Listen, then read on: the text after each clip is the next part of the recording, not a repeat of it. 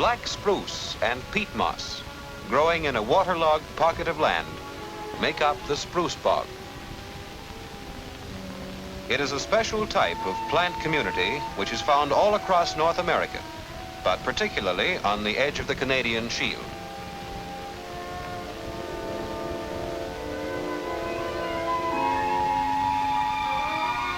Wherever conditions are right, these bogs appear. Often they are surrounded by a compact island community.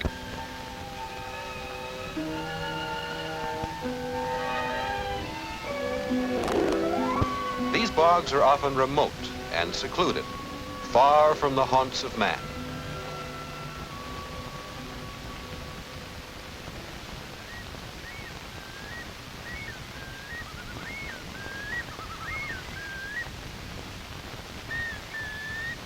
In this haven of peace, the loon may make her nest, secure from disturbance, though the bog itself is not sufficient for her feeding needs, and she may have to seek a larger body of water elsewhere to catch fish.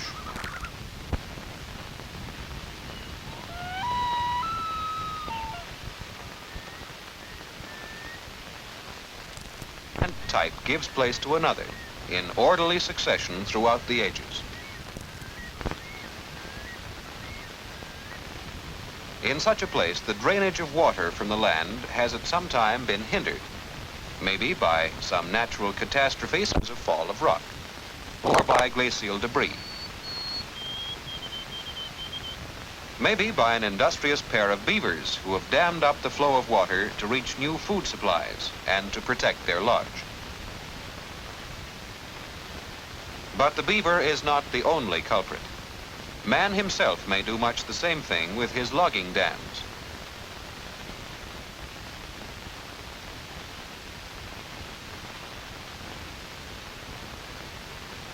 However the flow of water is stopped, the results are usually the same. First, the water level rises. The land plants are drowned and rot away. A lake is formed, in which water plants such as pond weeds and water lilies flourish. They float on the surface of the open water, their roots and rhizomes embedded in the rich, newly submerged land. Taking advantage of the shelter provided by the stems and foliage of these plants, many aquatic creatures move in and colonize the lake, hunting the teeming life which abounds in this rich new habitat.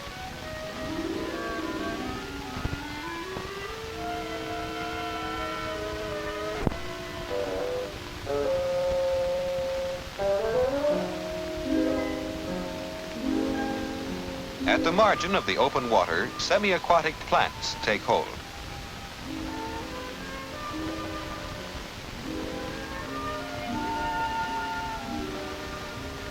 Sedges grow here, and the arrowheads.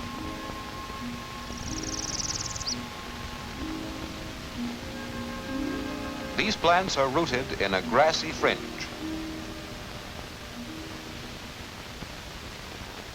The decay of the newly drowned vegetation, coupled with the impeded drainage, soon turns the water very acid.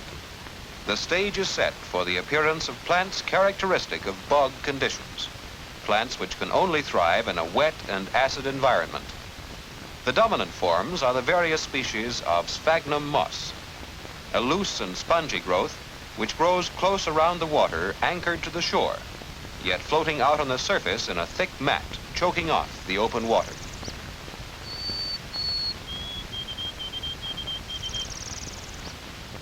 This is the base in which grow many other small bog plants. Cotton grass and the tiny sundew with its leaves adapted for catching insects.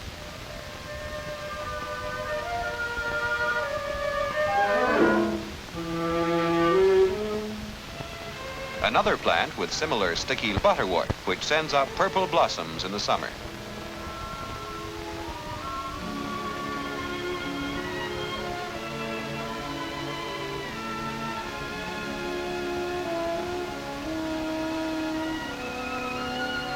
Calla, first cousin to the arum lily, grows here too.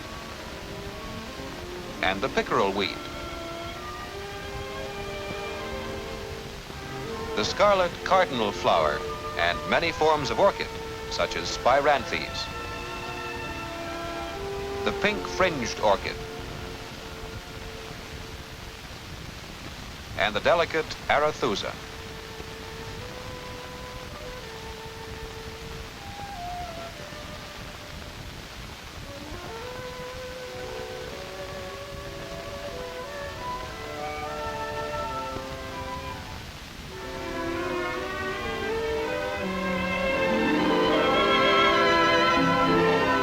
On the firmer base formed by the growth and decay of generations of these small plants, larger woody shrubs take root.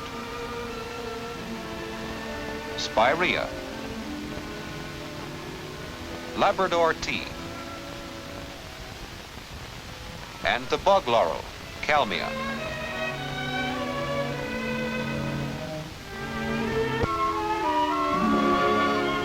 The spice cranberry too flourishes and drops its berries in the fall, adding a new generation to the vegetation of the bog. Moving outwards from the center of the bog, we find a region in which development has been progressing for a much longer time. The black spruce tree itself has appeared in the succession. Spruce are not the only trees to invade the area. Often the tamarack or larch is found mingled with the spruce.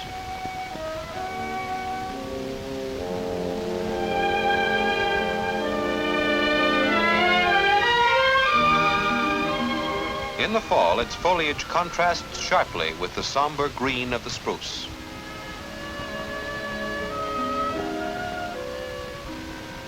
The tamarack, like the spruce, is a conifer.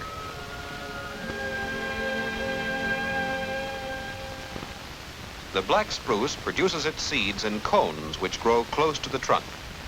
These cones stay on the tree for many years and are found far down the trunk.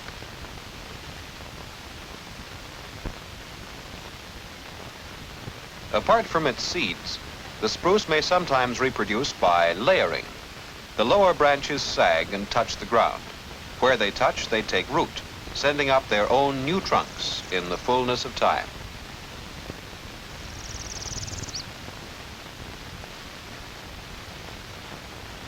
So there develop seedlings, saplings, trees, a forest. The so-called climax of the mature spruce bog.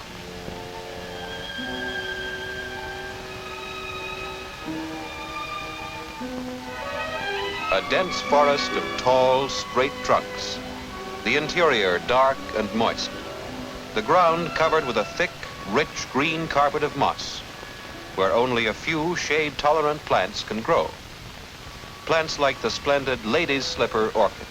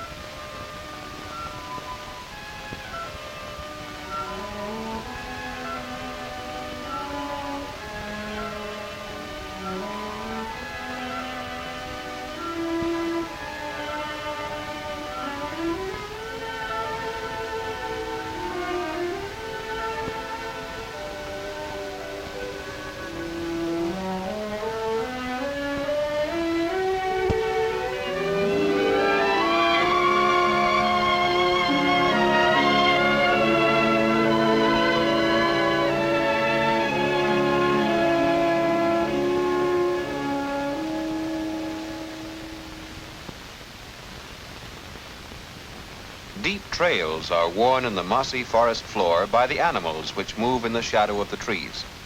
Some come foraging for food like the coon or hunting like the fox, but do not themselves live in the area.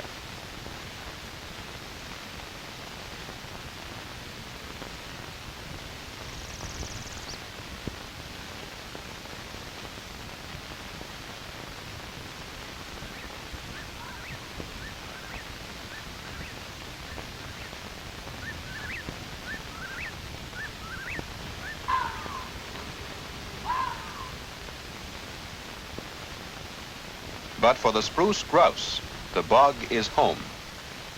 It feeds quietly in the trees.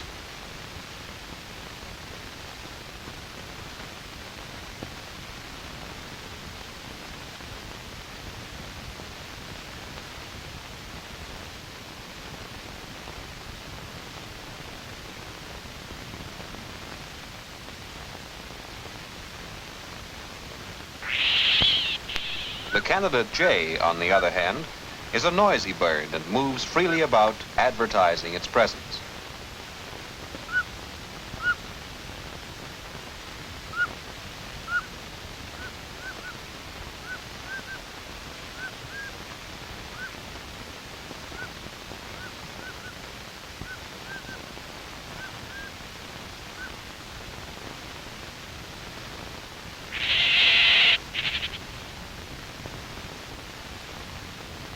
The mature spruce bog forest is the end result of a long and orderly succession from open water to tall timber. As development proceeds, the water is gradually filled in from the edges by the growing mossy mat. Larger plants take hold on this substratum of moss, which completely chokes the water. Eventually, the trees will take over the whole area.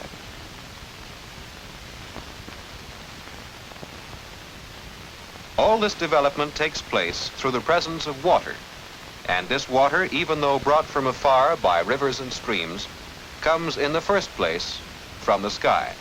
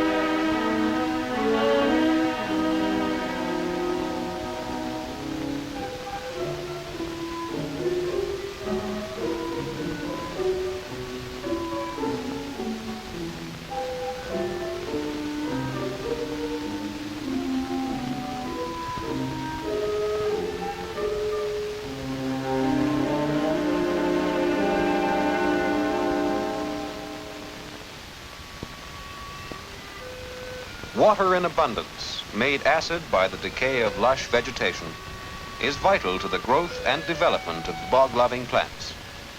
Forms like the exotic-looking pitcher plant and insect-trapping species like the sundew.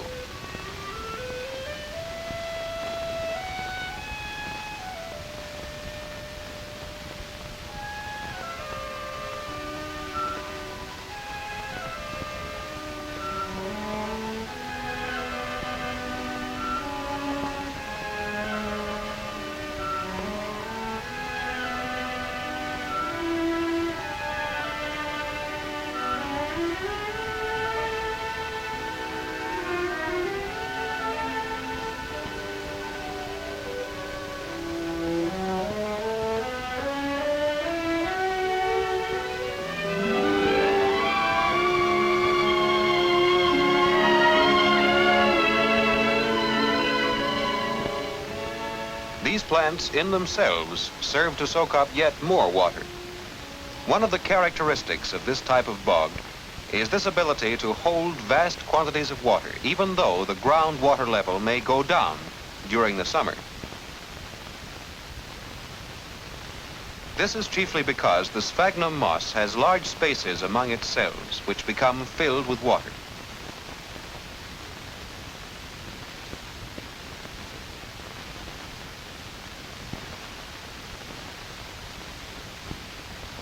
The property of soaking up water like a sponge is kept even after the death of the plant. This accounts for the popularity of sphagnum moss as stable litter, horticultural packing, and soil conditioner.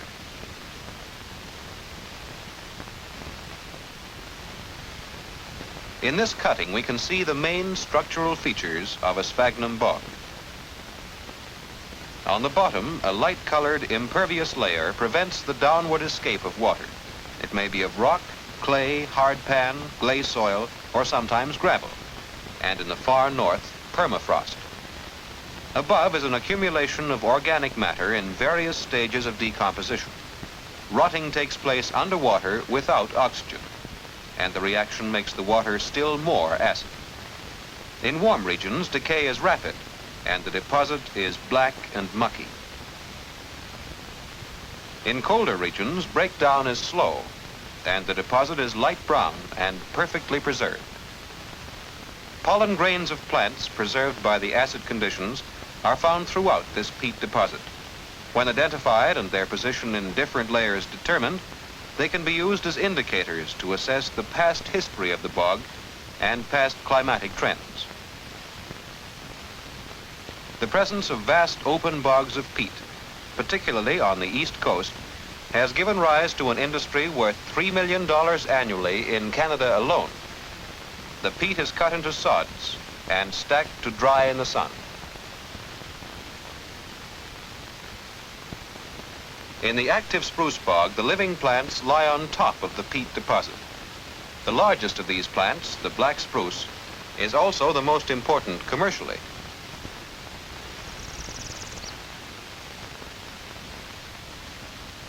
Highly prized by the pulp industry, the black spruce is worth more than $300 million yearly in Canada.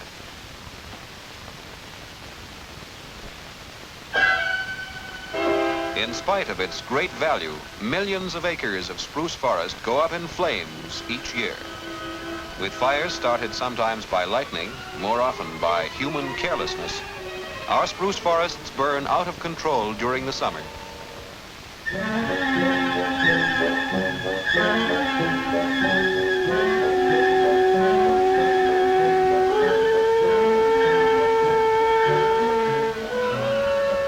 The shrubs are wiped out, and the moss itself is burned even below the level of the ground. The product of hundreds of years of growth and development flames for an instant and is destroyed.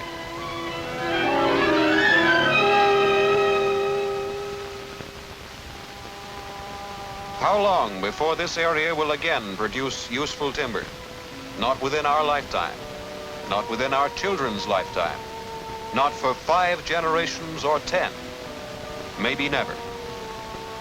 This forest was the end result of a development which had been going on for perhaps 1,000 years.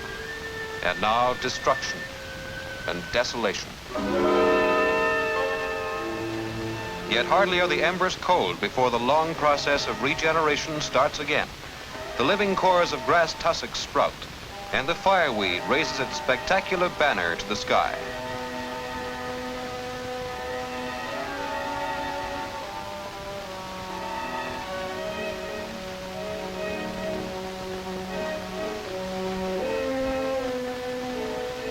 Cotton grass, too, may colonize the wasted land, and other plants begin the struggle to win back the sterile mineral earth.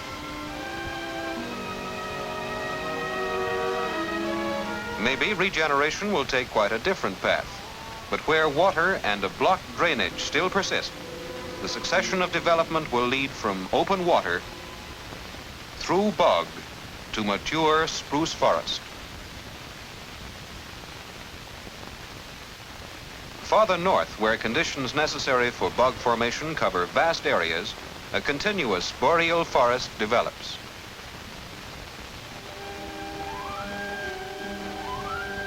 More northerly still, where the land is just emerging from the Ice Age, an open tundra reflects the bog-like conditions, as suggested by this expanse of organic terrain where forest trees are reluctant to develop. Thus, within the larger, slower change of climate over the Earth as a whole, there is change and evolution within one small unit of the Earth's surface, the spruce bog.